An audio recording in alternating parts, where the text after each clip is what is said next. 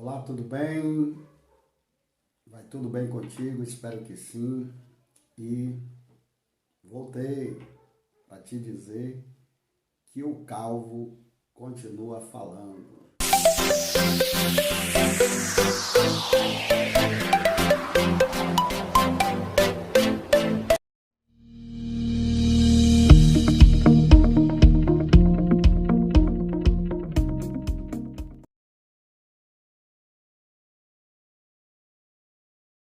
Então, meus amigos, seguidores do canal, o Calvo está falando.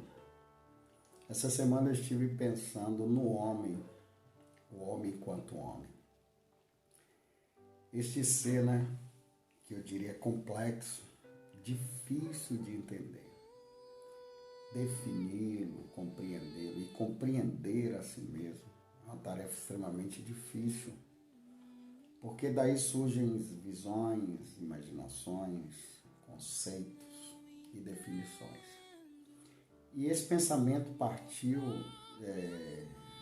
depois de uma expressão de Davi no Salmo 139, versículo 24, que diz assim: vê se há em mim algum caminho mau e guia-me pelo caminho eterno.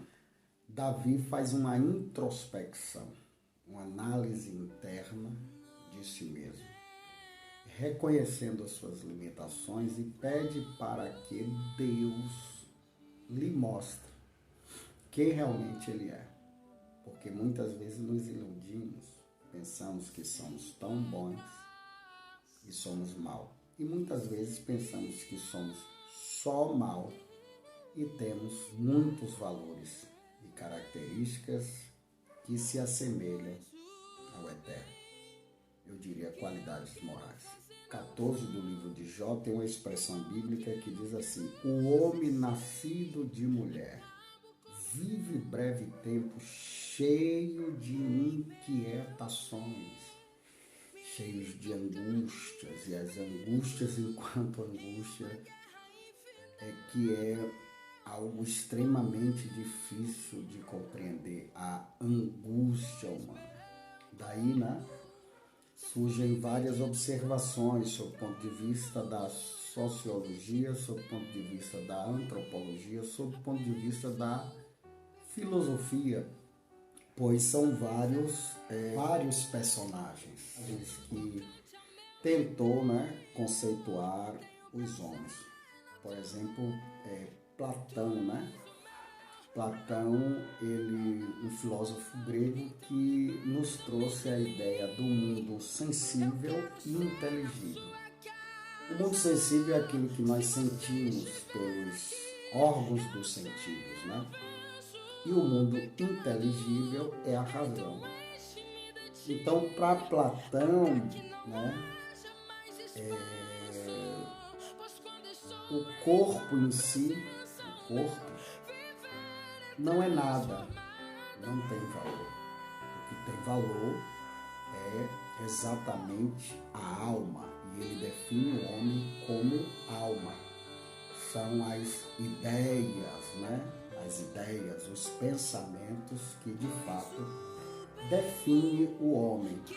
A gente pode observar também que um discípulo de Platão, Aristóteles, ele vai falar que o homem é animal, racional, político. Animal porque temos características de animais físicas, Nós temos as questões físicas que se assemelham aos animais. Racional porque aí está a diferença entre o animal irracional e racional. E Aristóteles diz que a razão do homem impulsiona ele a criar relações sociais dentro de uma ideia política. Curiosamente, ele vai dizer o seguinte, que para você conquistar alguém tem um jogo político, que o homem é político. O homem é político para estabelecer relações. Isso é uma visão de Aristóteles. Depois que você passa o período, lá nos períodos pré-socráticos, já agora no chamado Novo Mundo, a partir do século XVI surgem nomes como Descartes, como Jacques Rousseau, e no século XVIII, XIX, né, surge Thomas Hobbes e tantos outros, e eles passam a ter uma visão diferente. Alguns vão imaginar o homem como evolutivo, e essa evolução depende de cada momento, de cada história, de cada cultura. Eles chegam a dizer que o homem evolui a partir de uma consciência que muda por conta de cada momento. Eu faço menção também que Thomas Hobbes vai dizer que o homem é lobo de si mesmo, ou lobo do homem. E no período que ele expressa-se dessa forma, é um período de muitas guerras no mundo. Então ele começa a dizer que o homem é predador do rebanho e predador de si mesmo, né? O homem destrói o outro e destrói a si mesmo. Daí surge o pensamento de entregar a nossa liberdade ao Estado, ou seja, é preciso que haja um contrato social para que o indivíduo possa obedecer essas regras e leis, pois no conceito de Thomas Hobbes, o homem é mau, na sua natureza. Já Jacques Rousseau, século XVIII, né, ele diz que o homem é bom e a sociedade o corrompe. Né? Ele tem questões inatas. Né? Então, surgem variações de pensamentos de definir. O próprio Paulo, ele, na sua angústia, diz que o que ele queria fazer, ele não fazia. E o que não queria, terminava fazendo. É o chamado dualismo, né? A guerra entre as naturezas, né? O espírito e o corpo guerreando para um prevalecer sobre o outro. E, na verdade, essa é a maior guerra do indivíduo, vencer a si mesmo. Não é vencer o outro, é vencer a si mesmo. Vencer a sua natureza pecaminosa, vencer os seus pensamentos imorais, vencer os seus gigantes que tentam subjugar e levar o homem a um estado de aceitação. Porque quando nós aceitamos que prevaleça o lado mau em nós, não somos nada. Por isso que Davi disse assim: sonda-me, ó Deus, que me conhece. Vê se há em mim algum caminho mau e guia-me pelo caminho eterno. Aleluia. Embora os homens tenham conceitos filosóficos, sociológicos, mas o homem é analisado a partir da espiritualidade, sob o ponto de vista e a perspectiva bíblica. Porque quando o nosso espírito é santificado, santifica a nossa alma e santifica o nosso corpo. E o nosso corpo só obedece àquilo que já decidimos, aquilo que é interno. E quem nos sonda é o Criador.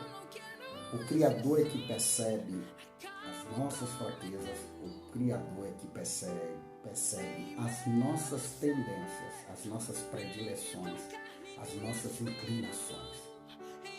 Aleluia. Por isso que ele incentiva o pensamento da renúncia.